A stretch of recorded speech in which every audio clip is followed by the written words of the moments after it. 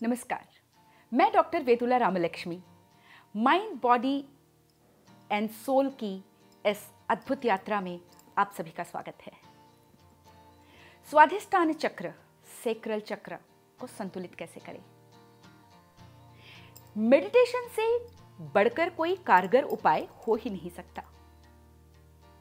संपूर्ण वृत्तियों को अंतर्मुखी बनाकर एकाग्रचित्त होकर जब अपनी समस्त ध्यान को सेक्रल चक्र पर केंद्रित कर मेडिटेशन किया जाता है तो उससे सेक्रल चक्र को बहुत फायदा मिलता है।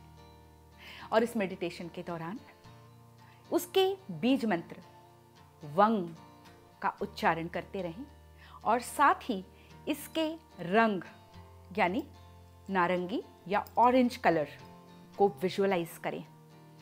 ऐसा करने से काफ़ी फायदा मिलता है। सबसे बड़ी बात, जब हम मेडिटेशन पर बैठते हैं विचार तो आएंगे ही, और उन विचारों को हर बार काटते हुए हमें अपने ध्यान को बारंबार स्वाधिष्ठान चक्र पर ही केंद्रित करना होगा।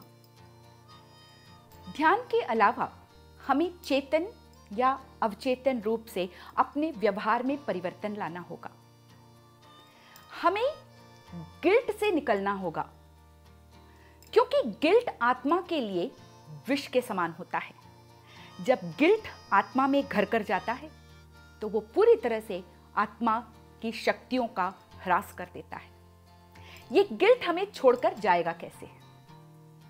उसके लिए आवश्यक है कि हम अपने आप को और दूसरों को क्षमा करना सीखें।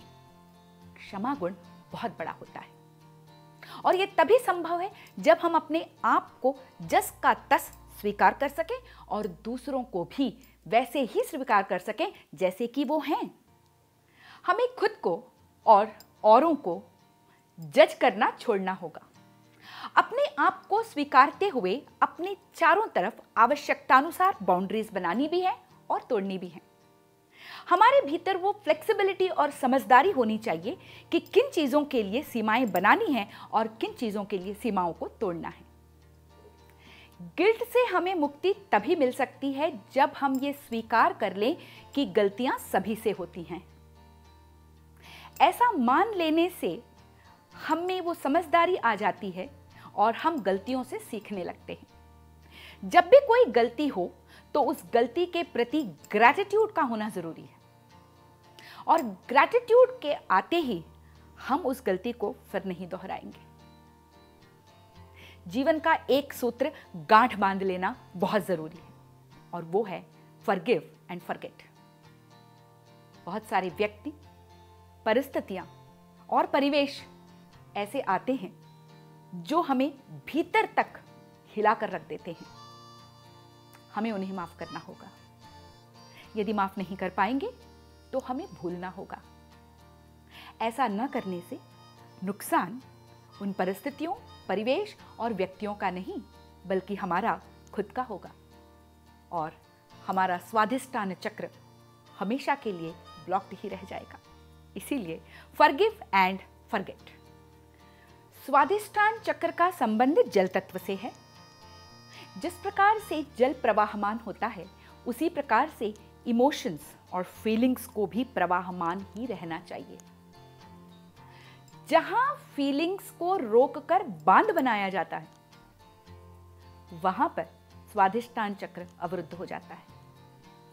इसीलिए बच्चों को बचपन से ही फीलिंग्स को एक्सप्रेस करने की आजादी होनी चाहिए, और उनके पास ये आजादी होनी चाहिए कि वो अपने फीलिंग्स को प्रवाहमान रखें। वैसे तो बच्चों में ये गुण होता ही है, बड़े होते होते हम इस गुण को भूल जाते हैं। जैसे छोटे बच्चों में आपस में यदि झगड़ा हो जाता है, दूसरे ही पल वे एक दूसरे से दोस्ती कर लेते हैं, मिल लेते हैं और सारा पुराना भूल जाते हैं। उनके इमोशंस में फ्लो है। लेकिन वही जब बड़े झगड़ा कर लेते हैं तो वो बैर जीवन भर का हो जाता है, क्योंकि हमारी फीलिंग्स में अब वो प्रवाह नहीं रहा।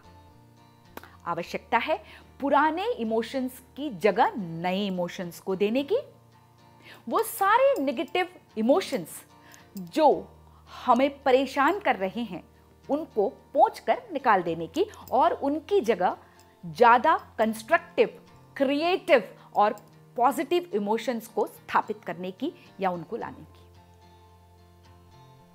ऐसा हम तभी कर पाएंगे जब हम अपने बिहेवियर का पैटर्न एनालिसिस करेंगे और उसकी जरूरत को समझेंगे।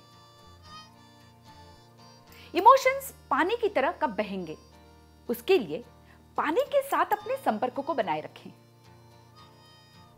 लंबे समय तक पानी में रहने से बद्ध इमोशंस या जो ब्लॉक्ड इमोशंस है वो रिलीज हो जाते हैं। नेचर में वो ताकत होती है कि वो हमें बदल देती है।